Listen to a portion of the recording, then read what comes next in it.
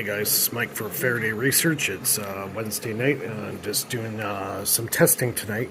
As you know, I'm building the new coils for the version 3 of the Adams motor generator.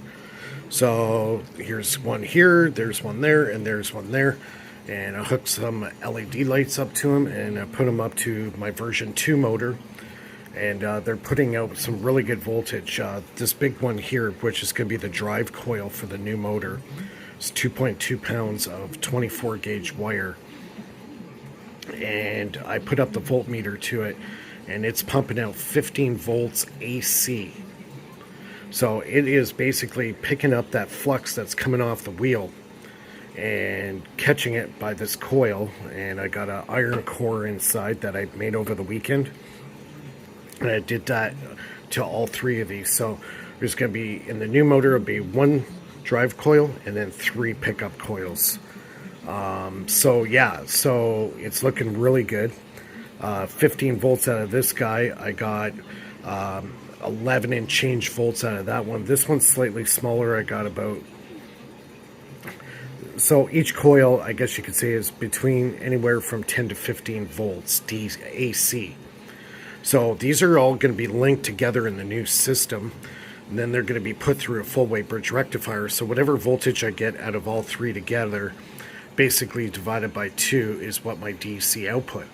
And that's what I'm going to dump back into the battery to keep the motor sustained. I'm going to do some tests too, where I'll actually disconnect the batteries and see if these coils here can sustain the motor. I'm thinking they won't, but I'm going to give it a try. We'll see how much voltage I can get out of it. So basically, it's now the flywheel that's going to give us that extra power, the inertia of the wheel and the high speeds. So if I could even negate the amount of power that I'm going to be using with the batteries to drive the system by the pickup coils, that means those batteries will last indefinitely. They'll never run out of power, thus meaning the motor will run indefinitely. So these are the tests I got to do. The coils turned out awesome. I got to pick up a few more of these connectors so I can hook up them on the other 2 coils that I made. I ran out of them. So I'm going to have to pick some of those up. But these things are beefy. These things are over 2.25 pounds. So they're pretty heavy. Yeah, so yeah, I'm playing for keeps on this new device. So yeah, heavy duty pickup coils. If I had it my way, I would have basically 2 pounds each coil. I could still do so down the road, but anyways, this is what I have to play with. Things are going really good. I hook up the LED lights to run an AC. I'm getting some real decent voltage. Now I also find I get the optimal power without slowing the wheel down, without putting any extra load. Well, actually, it doesn't really put any extra load on it, but it does slow the wheel down if I go too close. So if I stay within, I would say, about 1/2 inch to 3/4 of an inch away from the rotor to the core, I can sustain the speed without losing that power, the momentum of the wheel. And because that's generated so much torque and so much inertia in that wheel, the coils don't affect it even under a load. So that's a very, very good thing. So yeah, if you haven't subscribed to the channel, again, bottom right hand corner, give me a thumbs up for the video if you like what you're seeing.